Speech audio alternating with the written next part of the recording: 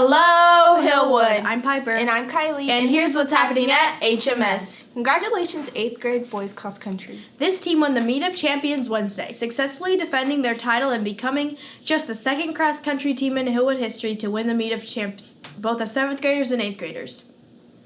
During the last 2 seasons, the group went undefeated in 12 meets. This year's Meet of Champions roster consisted of Jackson Gallagher, Fletcher Draper, Matthew Falcone, Hayes North, Suba Karki, Emilio Kiefer, and Anthony Kinney. Hillwood Spirit shirts are on sale now. Check out the graphic at the end of the announcements for ordering info. 8th graders, reminder, the K-Cal Tour is coming up during your advisory class on October 20th and 21st. You must have your signed permission form turned in to your advisory teacher by October 13th in order to be able to attend the field trip. Please get these in ASAP. F-Stop Hillwood's Photography Club starts Tuesday, October 11th at 4 o'clock in room 503. Friday is College Spirit Day. Wear your college gear to rep your favorite school. Volleyball takes on Fossil Hill as well. 8th grade plays at home and 7th grade travels to Fossil Hill. The fall band concert is Friday at 7 p.m. at Central. And that's the news. Here's what else is happening at HMS. Friday is College Day in Keller ISD. And some of you guys might be thinking about college already. Some of you might even be thinking about how you're going to pay for college right now. I'm paying for college right now because my son is a freshman at the University of Houston, so I've just gone through this process. So I'll share some things that you can be thinking about now and thinking about in the future. One, do as well as you can in class. The better your grades, the better chances you have of getting scholarships and academic scholarships.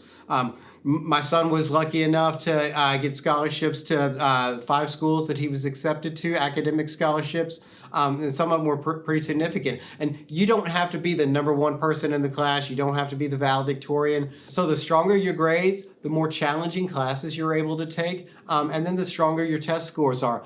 A lot of colleges are not requiring the SAT and ACT anymore. But if you're good at that kind of thing and make good scores, then it can be something that can help you.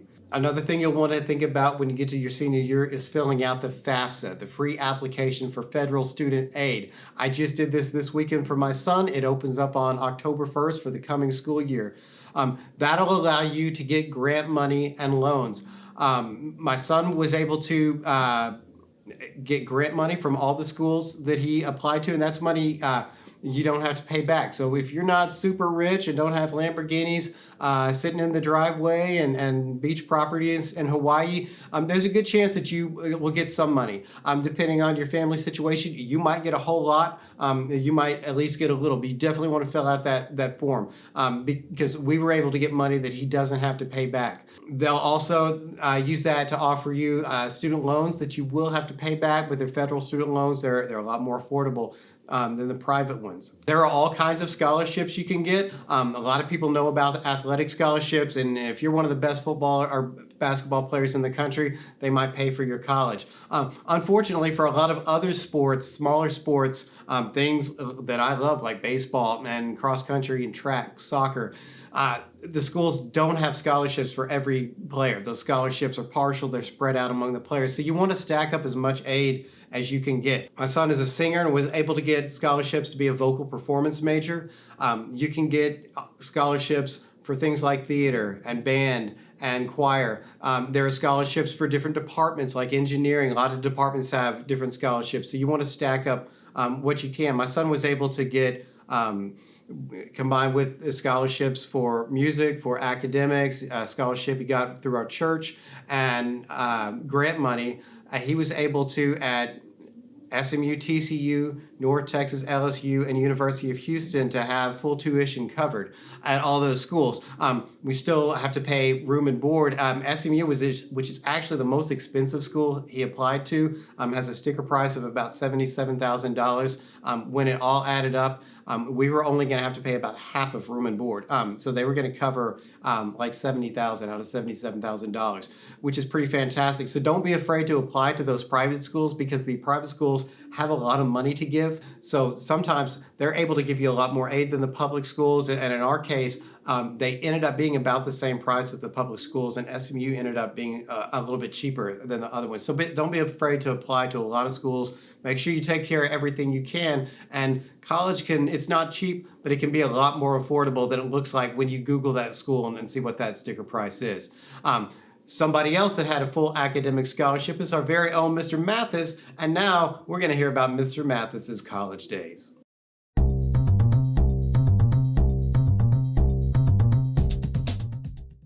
I attended Hardin-Simmons University in Abilene, Texas. Well, I got an academic scholarship, full tuition, so that was a good fit for me. I would have to say advanced vertebrate. Advanced vertebrates, the first time we got to skin a cat and name all the muscles and then cut it open and go through the blood vessels and go through the organs. And it was a semester-long project with just one cat, and it was fun. It was definitely fun.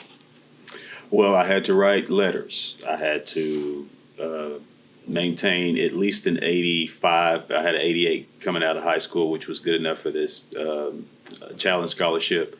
We had to maintain a 2.5 each semester, so that was doable, just to maintain the scholarship.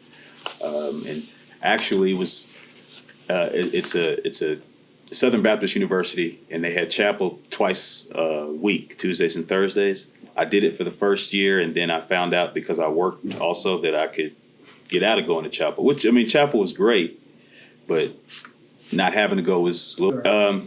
Well, I believe I got into all the ones I applied. And I just applied to Hardin-Simmons, Texas Tech, Prairie View A&M University, but those other ones weren't talking about full tuition, so that's why I chose Hardin-Simmons. Man, I cannot. I'm so sorry. Devin, I haven't been back. I went back about 6-7 years ago to get a shirt that said Hardin-Simmons alumni, but as far as I don't remember. Nah. I know every year we were there, we won the it was NAIA. We were Division III. They won the conference championship in basketball and football all 4 years, and I think twice in basketball. So, and I mean, it just speaks to they only give away academic scholarships. So for them to get those athletes in, they were some talented kids at that, because they could have gone anywhere, and they chose to go to a Christian school. The craziest tradition is this, as freshmen, coming out of high school, we're all big bad seniors, and then you're thrown back into the freshman pool as in college. And we were made to wear beanies. The freshmen had to wear beanies, and if any upperclassmen caught you without a beanie on, then they would throw you in the pond. Well, I didn't ever get thrown in the pond, but I had heard about, so I didn't want to be one to get thrown in, so I wore my beanie. Oh man, the freedom, having to adjust, having to become an adult basically as a kid, having to make good decisions at a young age so you could be successful. That was the hardest, because I grew up in Abilene and I ended up going to school there. So all the kids that would come would, what do you do for fun? And my mom was a teacher, my dad was a pastor. So I didn't know what to do for fun, but just stay out of trouble. And so, I mean, just balancing that, trying to come into your own and still take care of business. That was rough. It was a hard balance. I made it through. Best thing about being in college, that's where it wasn't at college, but when I was in college, my sophomore year of college is when I met my wife. And it was love at first sight is one of those things you hear about. But my roommate in college, I went to his. I had to stay. Went to his family reunion, and his first cousin was there. And I mean, just that was the best. Just while I was in college, I met my wife. She wasn't at the college, but just while I was in school, that would be the best thing, because I got 3 kids out of the deal. So